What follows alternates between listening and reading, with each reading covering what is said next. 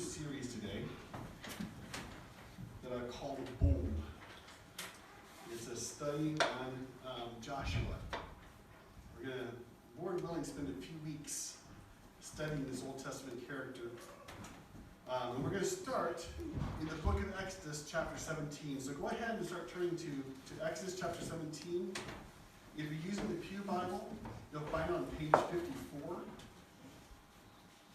And we're going to be starting at verse 8, but we'll get there in a minute.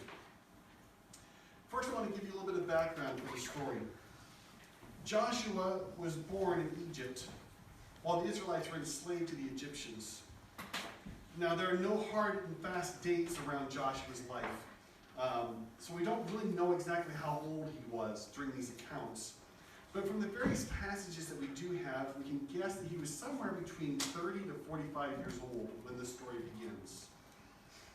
So he would have been born right around the time that Moses was rising in prominence as one raised in the court of Pharaoh, or possibly during the time that Jesus had fled to the desert of Midian.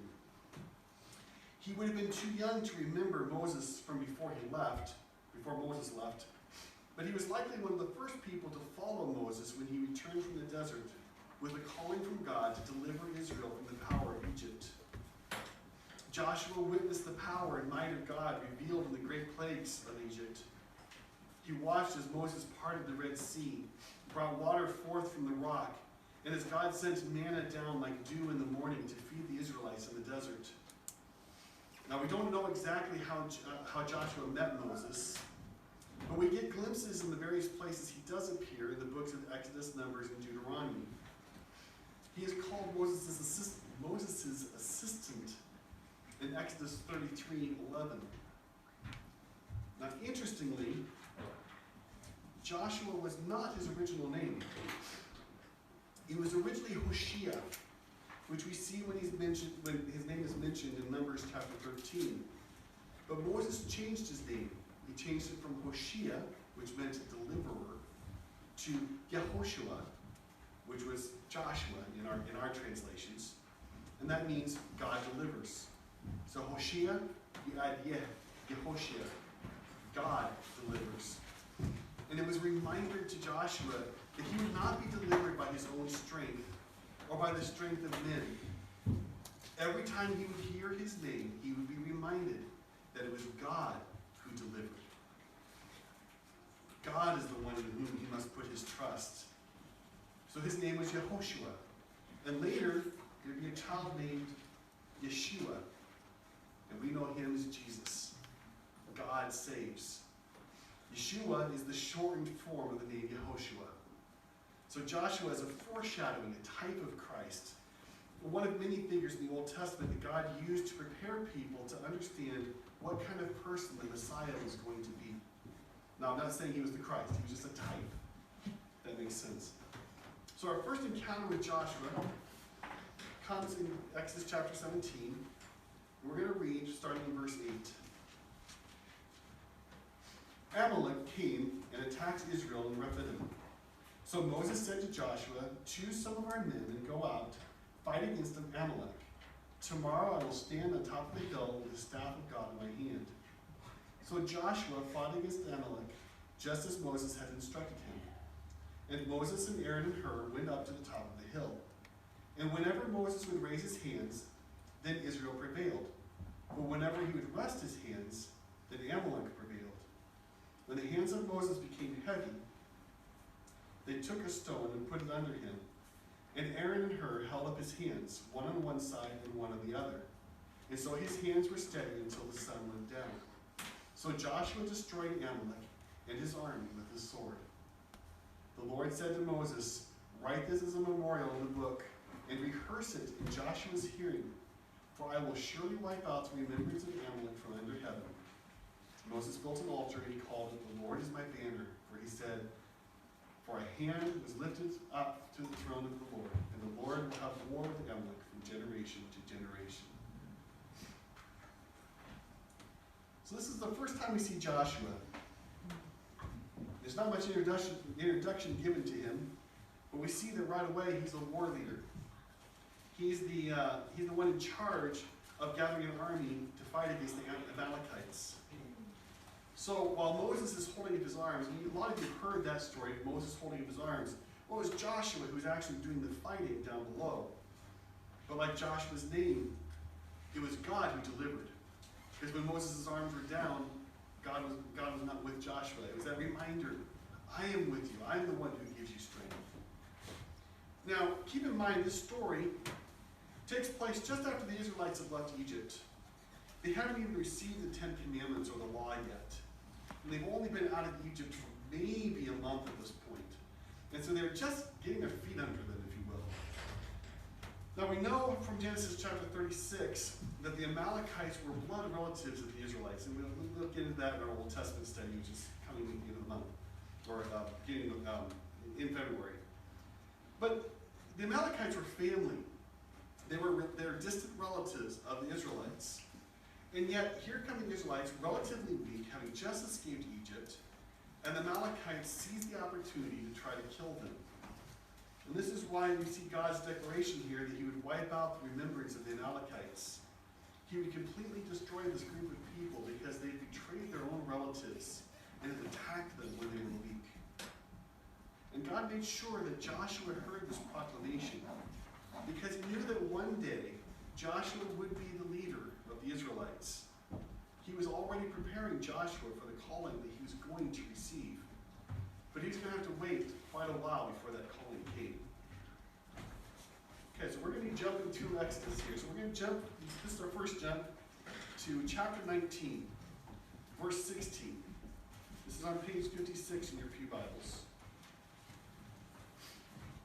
So Moses had led the Israelites into the Sinai desert, and he takes them to the base of what they call the mountain of God. Verse 16.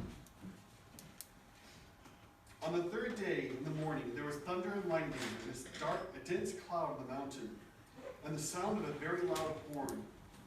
All the people who were in the camp trembled. Moses brought the people out from the camp to meet God, and they took their place at the foot of the mountain.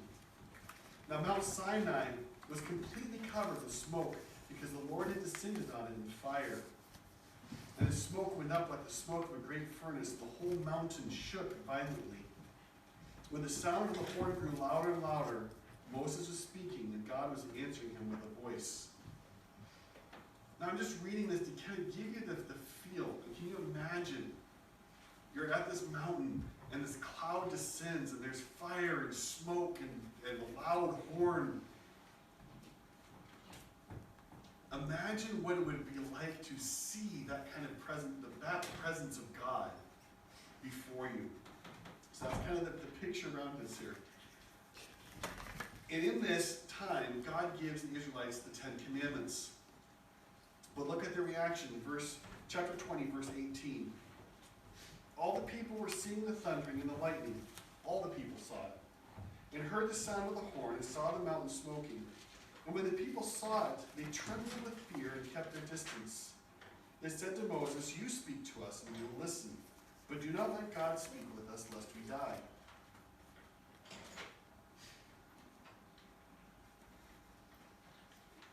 Moses said to the people, "Do not fear, for God has come to test you, that the fear of him may be before you, so that you do not sin." The people kept their distance, but Moses drew near the thick darkness where God was. So then God calls Moses up on the mountain to give him the law to share with God's people.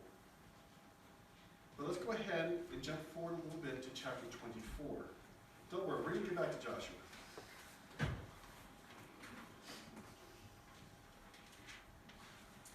Okay, so verse 12.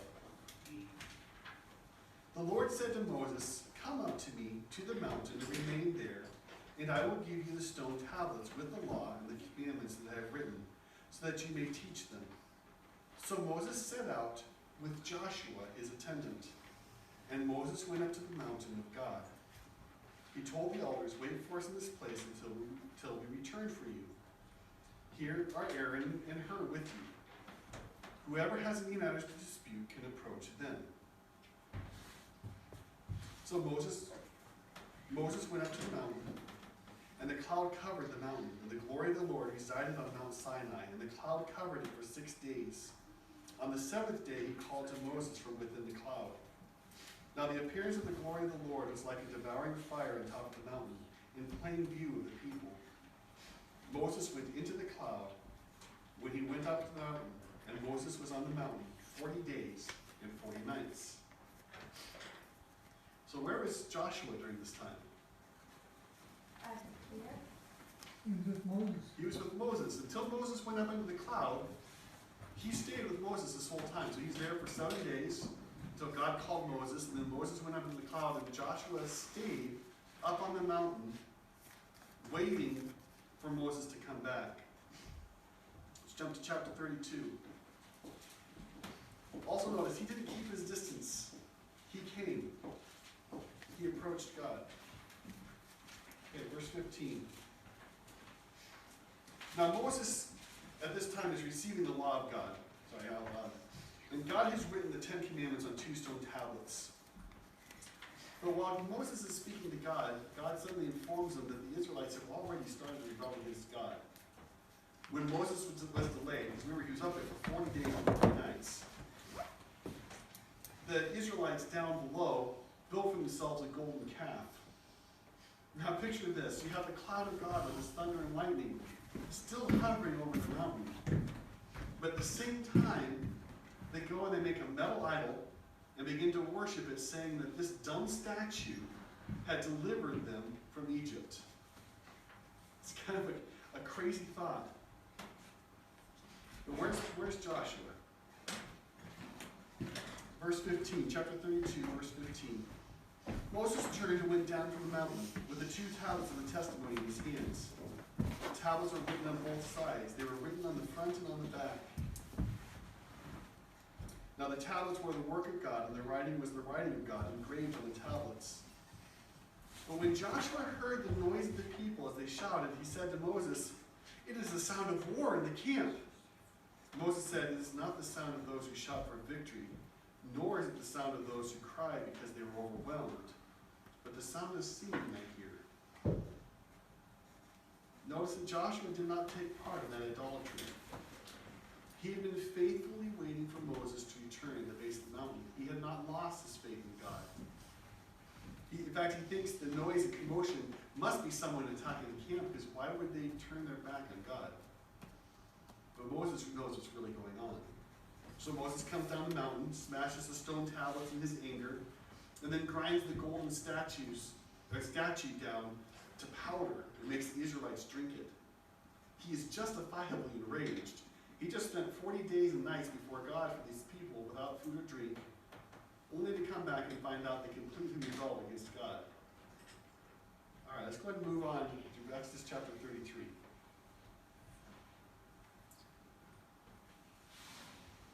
Verse 7.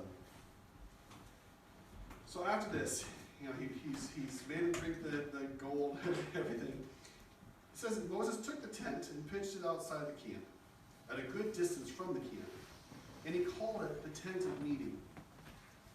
Anyone seeking the Lord would go out to the tent of meeting that was outside the camp. And when Moses went out to the tent, all the people would get up and stand at the entrance to their tents and watch Moses until he entered the tent. And whenever Moses entered the tent, the pillar of cloud would descend and stand at the entrance of the tent. And the Lord would speak with Moses.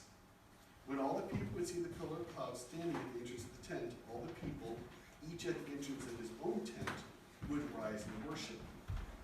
The Lord would speak to Moses face to face the way a person speaks to a friend. Then Moses would return to the camp. Here's the key I want you to focus on here. But his servant, Joshua, son of Nun, the young man, did not leave the tent. Now I find this fascinating. Moses sets up a special tent with a promise that anyone seeking the Lord could go to this tent and meet with God. But the only one that we have recorded who does this is Joshua. Aaron the priest, we don't have him going. We don't have Miriam going. It was his sister. But Joshua goes. And not only does he go to the tent of meeting, he never leaves it. Moses has to come and go, delivering the word that God gives him to the Israelites. But Joshua remains in the presence of God. He stays. Now there's a lesson here. Do we ever take the time to simply stay in the presence of God? We've sung songs about the sweet hour of prayer, and the new song we introduced you guys today about staying, waiting upon God in the submission of prayer. This is so important. You see, God had a great calling for Joshua, but first, Joshua needed to dwell in God's presence to receive the power and strength he was going to need. And this staying, this waiting, had a profound impact on his life. And we're going to see the beginning of that in the book of Numbers. So skip past the book of Leviticus and go to Numbers chapter 13. This is page 108 in the Pew Bibles. Numbers chapter 13. So the Israelites have received the law of God. And by this point, they built the great tabernacle, which was a portable tent that served as the center of sacrificial worship.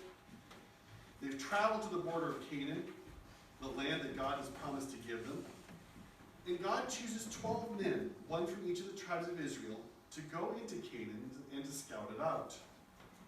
Now this next reading is a little bit of a longer reading, but we'll read it together here. So verse 17.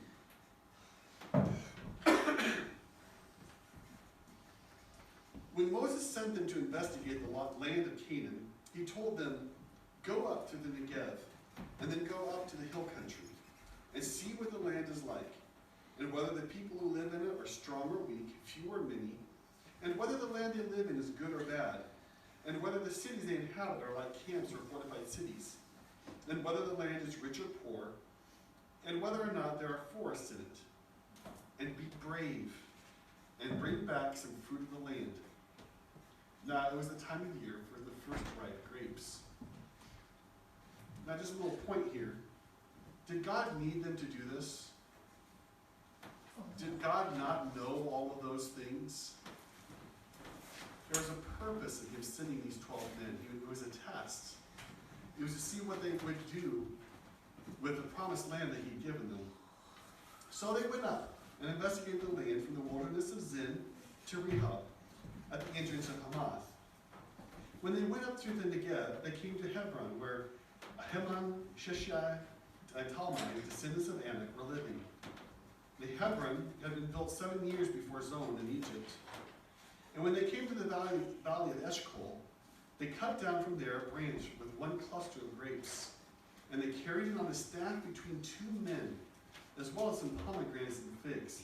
Now imagine, a cluster of grapes that required 2 men to carry it. That is a big cluster of grapes.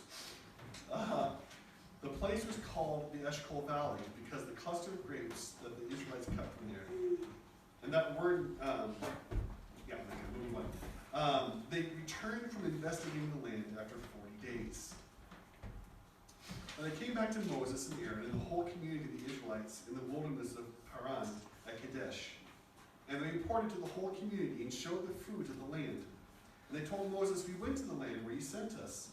It is indeed flowing with milk and honey, and this is its fruit." So far, so good. They are confirming, yeah, God told us the truth. This is a land flowing with milk and honey. This is an incredible place. But then they have this unfortunate word, but. But the inhabitants are strong, and the cities are fortified and very large. Moreover, we saw the descendants of Anak there. The Amalekites live in the land of the Negev. The Hittites, Jebusites, and Amorites live in the hill country. The Canaanites live by the sea along the banks of the Jordan. But then Caleb silenced the people before Moses, saying, "Well, let us go up and occupy it, for we are well able to conquer it." But the men who had gone up with him said, "We are not able to go up against these people, because they are stronger than we are." Now, just a little note. It says Caleb. Joshua is also with him, and we'll see later that he and Caleb are in agreement. So when you see Caleb saying this, Joshua is thinking the same thing. So verse 32. When they presented the Israelites with a discouraging report of the land they had investigated, saying, "The land we passed through to investigate, the land that devours its inhabitants, All the people we saw there are of great stature. We even saw the Nephilim there, the descendants of Ammon came from the Nephilim. And we seemed like grasshoppers, both to ourselves and to them. So then all the community raised a loud outcry, and the people wept that night. And all the Israelites murmured against Moses and Aaron, and the whole congregation said to them, if only we had died in the land of Egypt, or if only we had perished in this wilderness. Why has the Lord brought us into this land only to be killed by the sword, that our wives and our children should become plunder? Wouldn't it be better for us to return to Egypt? So they said to one another, let's appoint a leader and return to Egypt. Well, then Moses and Aaron fell down with their faces to the ground before the whole assembled community of the Israelites. And Joshua son of Nun and Caleb son of Jephunneh, two of those who had investigated the land, tore their garments. Now, tearing your garments in the Old Testament, that's a sign of grief. It's a sign of deep anguish. And they said to the whole community of the Israelites, the land we passed through to investigate is an exceedingly good land. If the Lord delights in us, then he will bring us into this land and give it to us, a land that is flowing with milk and honey. Only do not rebel against the Lord, and do not fear the people of the land, for they are bread for us. Their protection has turned aside from them, but the Lord is with us. Do not fear them. However, the whole community threatened to stone them. But the glory of the Lord appeared to all the Israelites at the tent of meeting.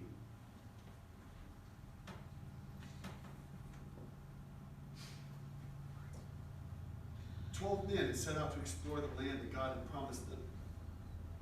All 12 of them marveled at the beauty and abundance of the promised land. It was truly what God said it would be. All 12 of the men saw that this land was also protected by great enemies, giants who towered over the Israelites, strong cities with massive walls and fortifications. But 2 of those men had something greater, Caleb and Joshua. They had faith in their God." So where did Joshua get that faith? Well, remember, Joshua spent time in God's presence.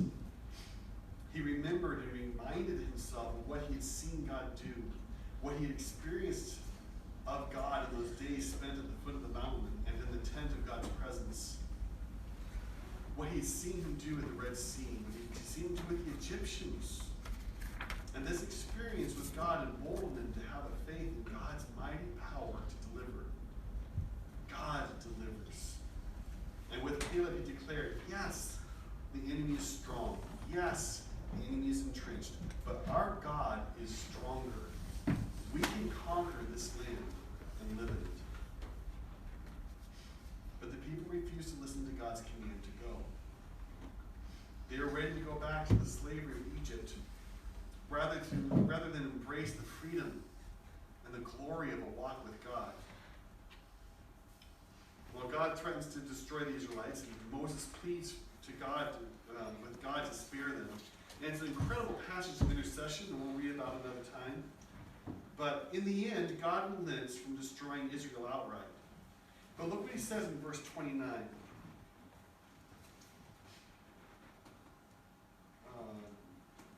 Sorry, I lost my spot. Here we go.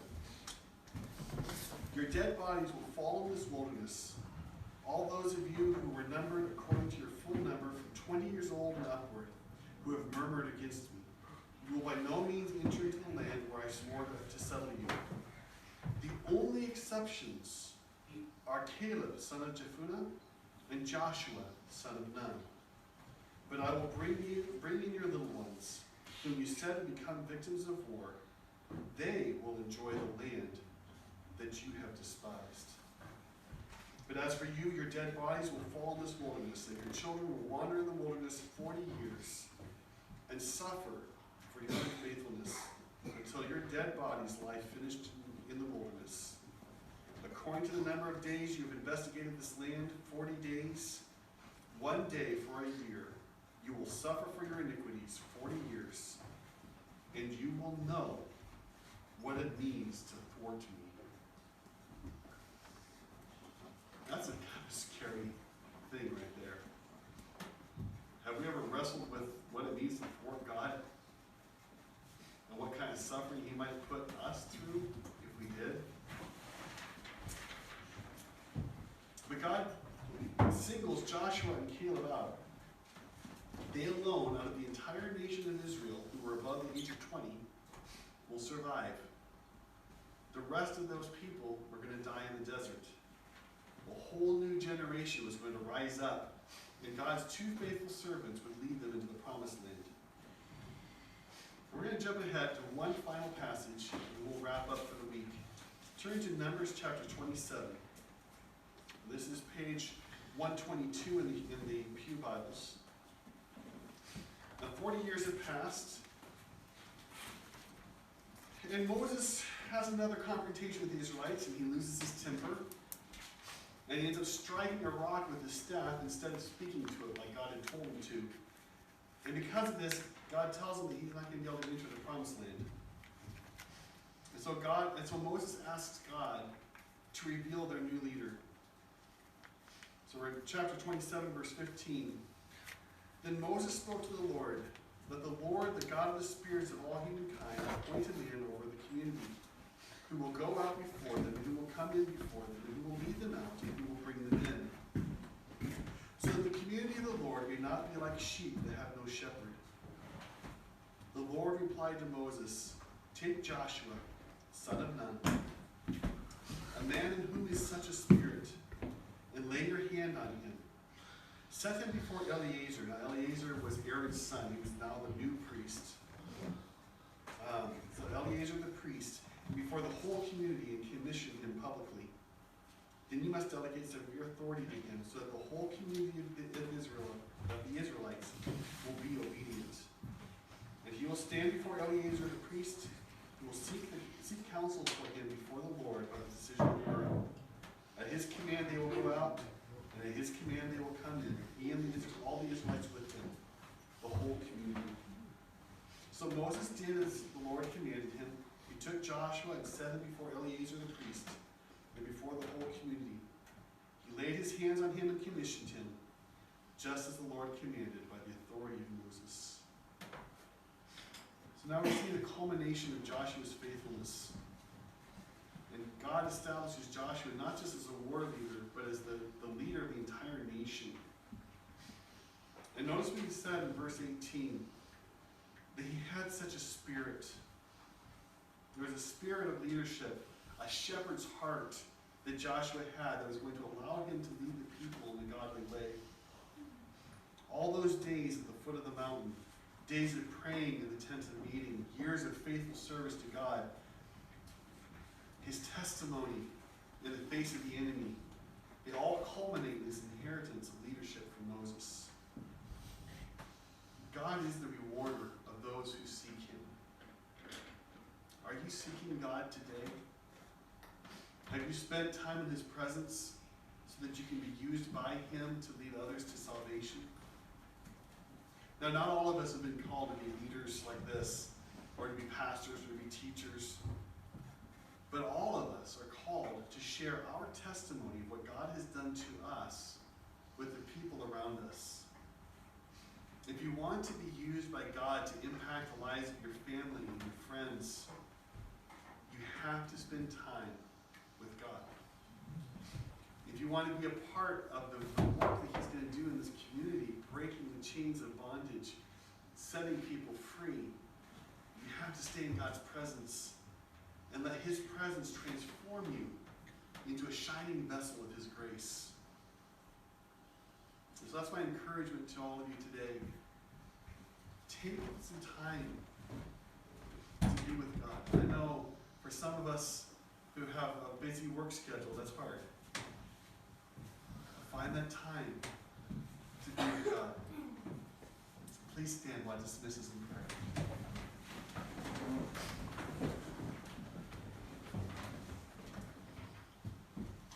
Heavenly Father,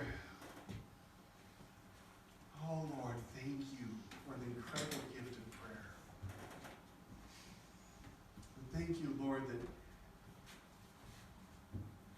that you tore the veil when Jesus died, so that we can approach you boldly, covered covered by the blood of Jesus, covered by your grace, we can approach your throne boldly in prayer. Oh Lord, forgive us for neglecting such an incredible gift. And I pray you'd stir our hearts to draw closer to you, to bask in your presence, to be overwhelmed by your glory. Transform us and use us for your glory. In Jesus'